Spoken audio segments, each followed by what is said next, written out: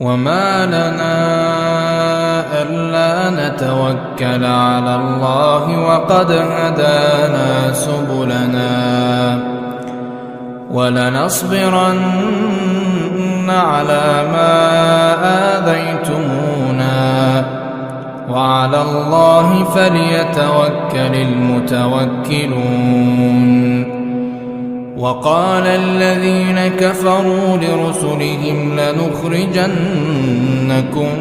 من أرضنا أو لتعودن في ملتنا فأوحى إليهم ربهم لنهلكن الظالمين ولنسكننكم الأرض من بعدهم ذلك لمن خاف مقامي وخاف وعيد. واستفتحوا وخاب كل جبار عنيد من ورائه جهنم ويسقى من ماء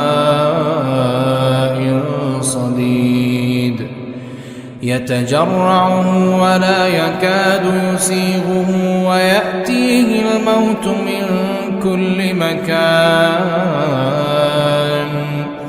وما هو بميت ومن ورائه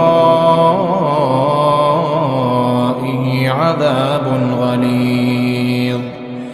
مثل الذين كفروا بربهم أعمالهم كرماد اشتدت به الريح في يوم عاصف لا يقدرون مما كسبوا على شيء ذلك هو الضلال